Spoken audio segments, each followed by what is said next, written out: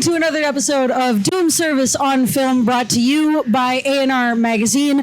This is your host, Alex, with Disgust. Please introduce yourselves, guys. Tell us who you are and what do you do? Thanks. I'm Brett. I do bass and vocals. Sean Giacomini, guitars. Welcome, welcome. All right, so I'm going to jump into some nice little warm-up questions to get you guys ready for the absolute idiocy that I have planned for the rest of this interview. So, for someone just discovering you tonight, like if they've never heard of you ever before, what would you want them to know about your band? We love live energy, so come on out. Definitely love live energy. It's very, very heavy. We're still nice guys, even though it might be scary. It's the teddy bear thing. Yeah. Look like a biker, heart of a teddy bear. All right. So what's the biggest misconception people have about you, to tailgate off of that last one? I mean, based on our content, some people have think we're say not so kind to women. Yeah, I'd say, the misogynistic type of assumptions would probably be the most common type of thing. And that's not at all the case, and therefore, y'all are wrong. All right, so what feels different about now as a band versus when you guys got started? So this is my first time seeing you, I will admit, and I really enjoyed your set. But I would take a very educated guess to say that you've been doing this for quite some time. So I want to know, what is different between now versus when you got your start? I think now we're a little more, I mean, we've been doing it for a while, so we know what we want to do. We know the sound we're going after now.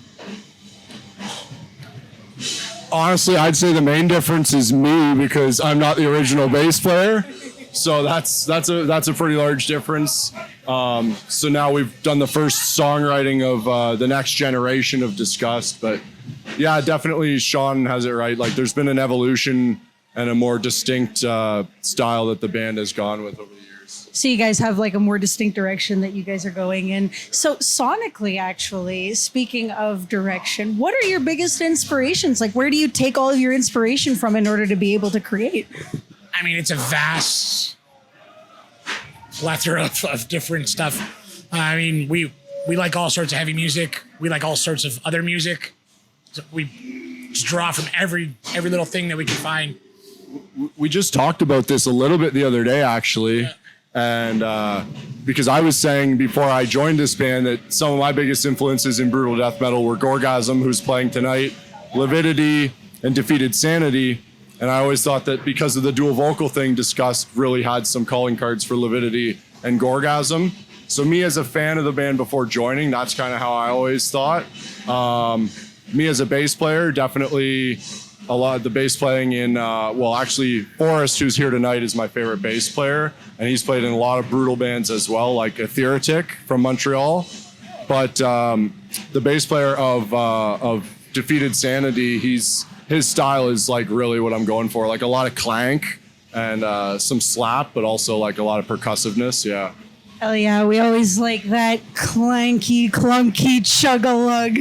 All right, so what's been hitting hardest creatively lately? To jump on the back of some inspiration, I want to know, what's your creative direction lately for each of you?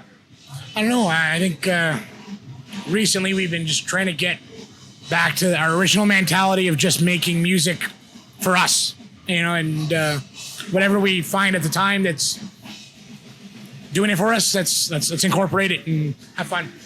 Yeah, I find some like what Sean said, but then we'll bust something out with the band and then just kind of see where it goes from there, see how everyone else vibes from there, and that's kind of the approach we've been taking lately, and it's pretty fun. Honestly, I find that works best too. Like, the more a band stays authentic to themselves, the more I end up enjoying their music. So yeah, hell yeah. All right. So I'm going to get into some silly ones now. And I either call this the hot seat, or I personally, in my personal notes, call it the meat. Because it's the meat, because It's like an inside joke. It's like sitting around and beating your meat, right? Like you're making jokes. So, who would survive on tour the longest with no money? Do you think out of all four of you? Oh, I want to say Gustav because yeah, maybe. Yeah, maybe really Chris. he's a really stubborn. he'll torture himself. I feel like more than he we will. Yeah. Spite. Yeah. I have food allergies, so it wouldn't be me. I'd be dead first. No, I'm lactose intolerant and deathly allergic to bananas, so I'm in the same boat as you. Who do you think? Yeah, I would say probably my brother. Yes. Hello, Nick. We have a guest. All right, so if you could describe your sound as a weapon, what kind of weapon would it be? Let's go with the machete. Machete? Yes. I was kind of thinking like a flamethrower. Flamethrower. Actually, that's not a bad description. I feel like you're onto something there for sure. All right, and It's not a complete wall of sound, but it is very in your face. like a concentrated blast of sound. I think that's a good analogy. Yeah.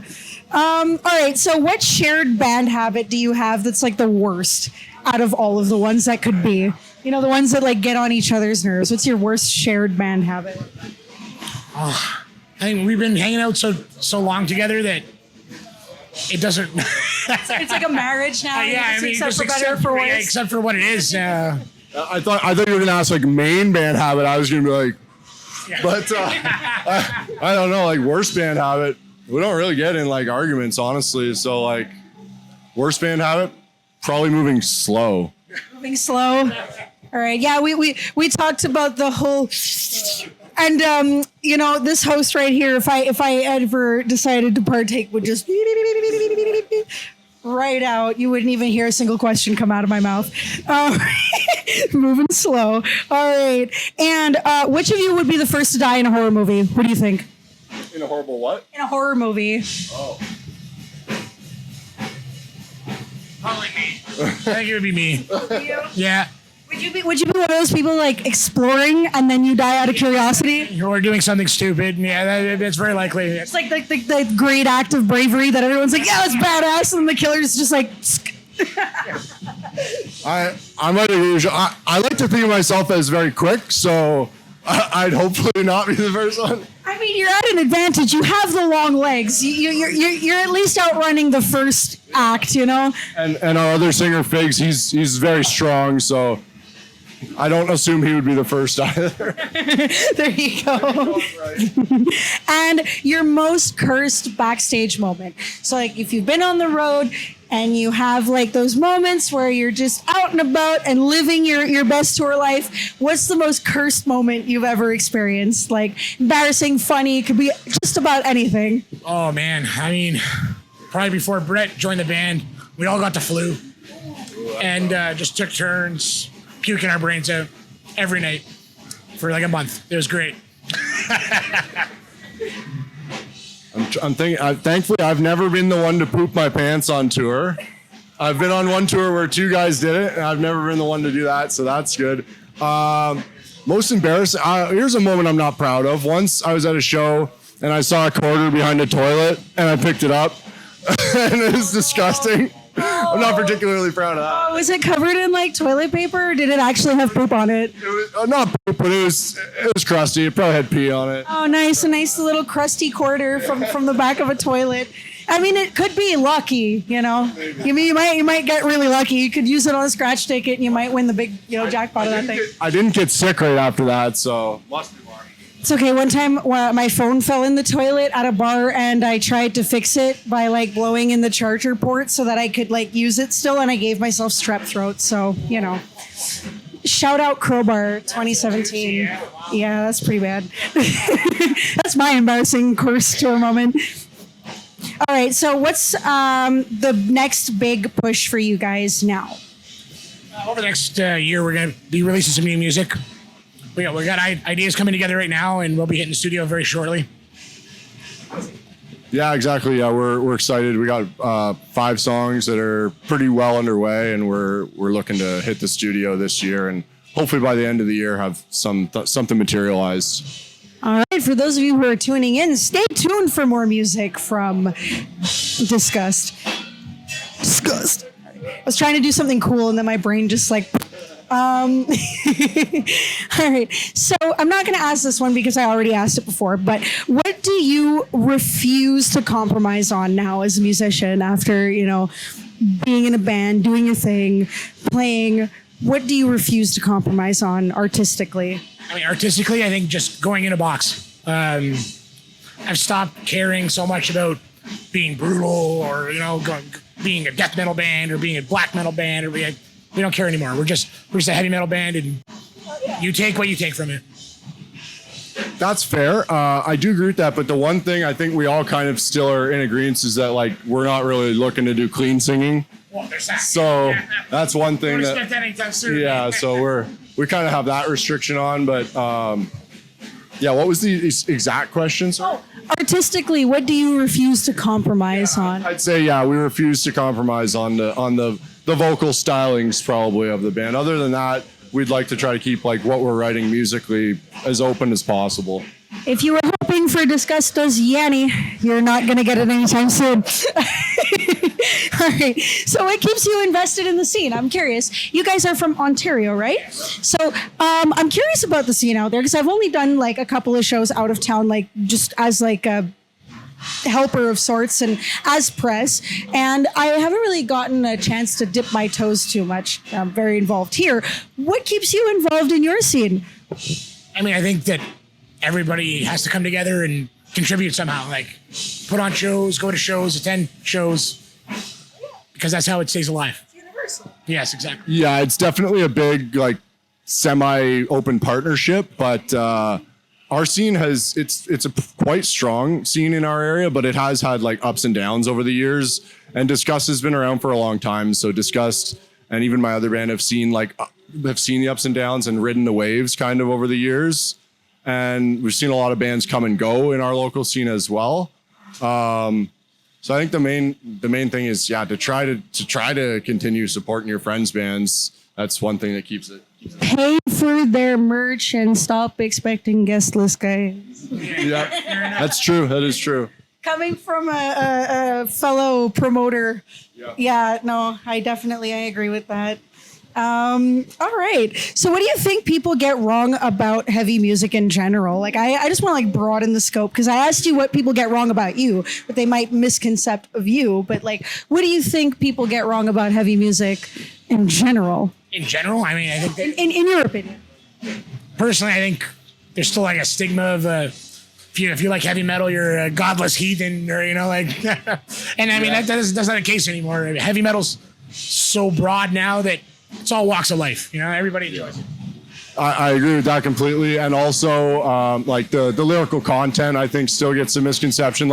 Disgust has done many other contents in addition to just gore over the years, but people just tend to assume you hear that type of vocals and it's just people have said the specific thing. It's almost like the Dying Fetus song, "Kill your mother, rape your dog." They've said almost that exact same term to me jokingly, and I'm like, that is a tongue-in-cheek song, but it is it's a joke. That's why it's a thing. But so I'd say that's the main misconception is people really have no idea what the lyrics are about, and but at the same time, can you understand opera? Can you understand most of what AC/DC is saying?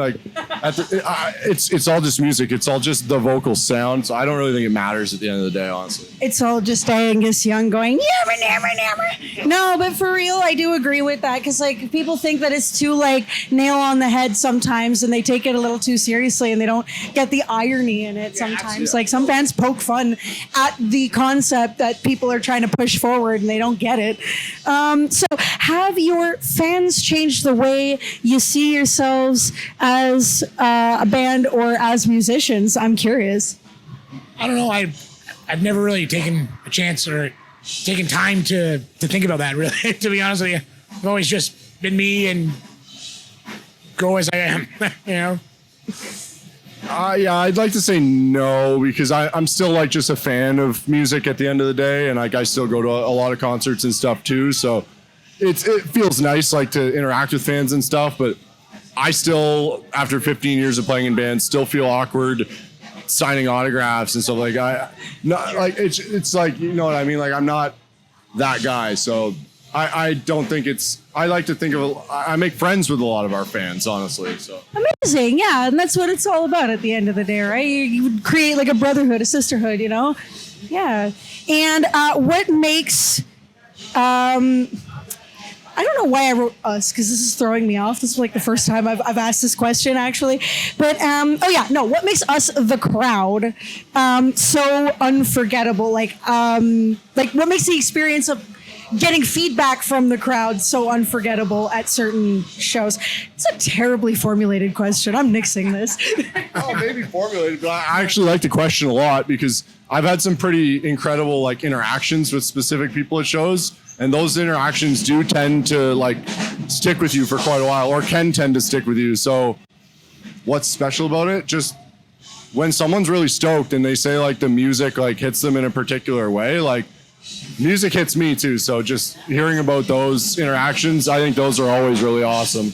At this moment where your host fumbled so hard over her words, the brain cells flew straight out of her skull. What about you? No, I would agree. I mean, for me, there's nothing better than watching a crowd just lose their mind. Yeah. There's absolutely nothing. It's a rush like none other.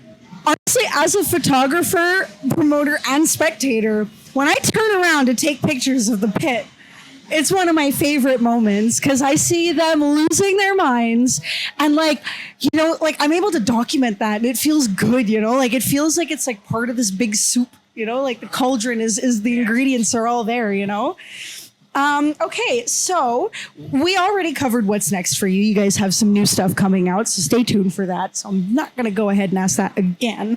But what question do you wish people like me asked you more during interviews? Oh, Brett.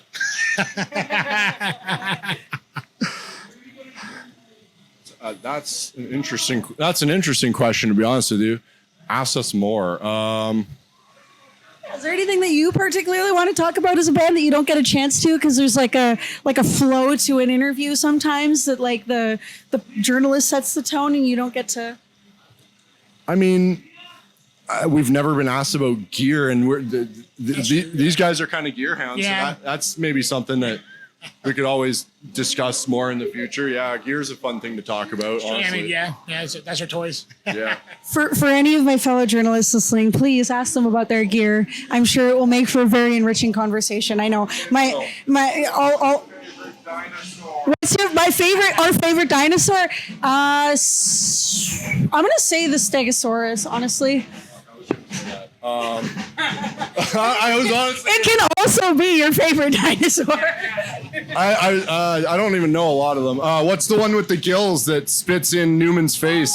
That one was cool too. Yeah. Well, it's kind of like the raptor, but it spits venom. Oh, yeah. In Jurassic Park. Someone will know. I said a Triceratops. Triceratops. Yeah. Honestly, they're adorable, so I feel ya. So now that I've had the chance to bother you a little bit about what you guys like to do and talk about, I want to ask you, if you want a chance to bother me, do you have any questions for your host? I do, yeah. So how long have you been running the AnR webzine for? Oh boy, 3 years. 3 years, once under a different moniker for about 1.5 years. I used to call it Doom Service Magazine, but then I started doing production with my boyfriend. It's called AnR Productions. And you try telling drunk people that there's 2 different channels that they should go subscribe to.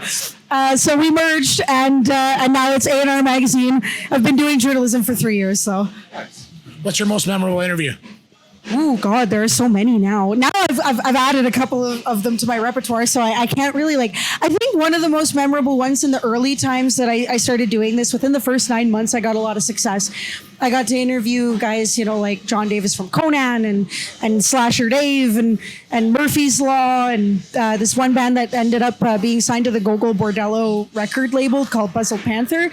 My favorite was Murphy's Law, just because Jimmy G surprised me with the 2 other frontmen. That night, I had Mike Rivkees of the Rumjacks and this guy TJ from the Barstool Preachers who came and joined me on that interview, and they were fantastic. They were so funny. It was just all lore, like 44 years of lore straight. And then I'd say second favorite would be the ones that I just released this week with Hyrax and Savage Master respectively. It felt like such a conversation and less like, like question answer. I'd say that you guys are a pretty good runner up too, though, because this feels more like a conversation than it does like ask and answer. So, there's that. All right. Well, thank you so much for joining me. This has been Disgust on ANR's Doom Service on Film. Your host, Alex, and I'm going to say it, the tagline that never dies, because you're going to have to bury me before I stop, at your Doom Service, baby.